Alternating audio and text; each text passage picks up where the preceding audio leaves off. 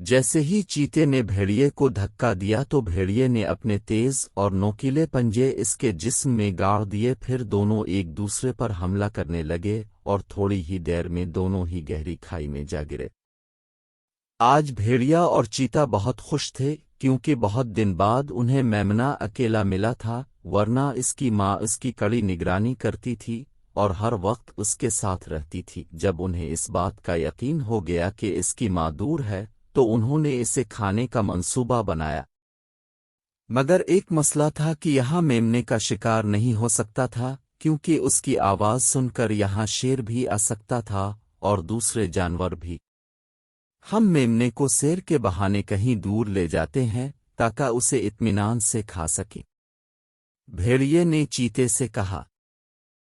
ہاں تم ٹھیک کہتے ہو، چیتا بھیڑیے کے منصوبے سے متفق ہو گیا تو دونوں میمنے کے قریب گئے اور تب بھیڑیے نے مکاری سے کہا، اتنا پیارا بچہ اکیلا بور ہو رہا ہے، آؤ ہم تمہیں دوسرے جنگل کی سیر کروائیں۔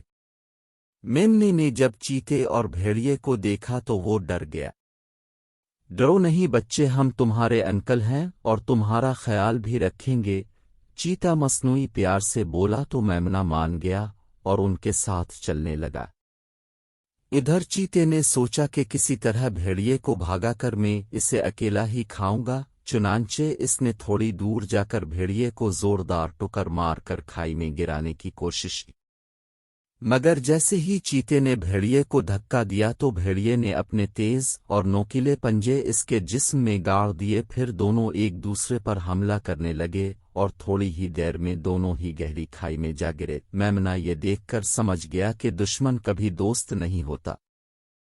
اتنے میں اس کی ماں باقی جانوروں کے ساتھ اسے ڈھونڈتے ڈھونڈتے وہاں تک پہنچی تو میمنہ ڈرا سہما اپنی ماں سے لپٹ گیا۔ اس نے اسی وقت اپنی ماں سے وعدہ کیا کہ آئندہ میں کبھی کسی کے کہنے میں نہیں آؤں گا اور کبھی اپنے گھر سے دور نہیں جاؤں گا۔ یہ سوان کر اس کی ماں نے اسے اپنے سینے سے لگا لیا۔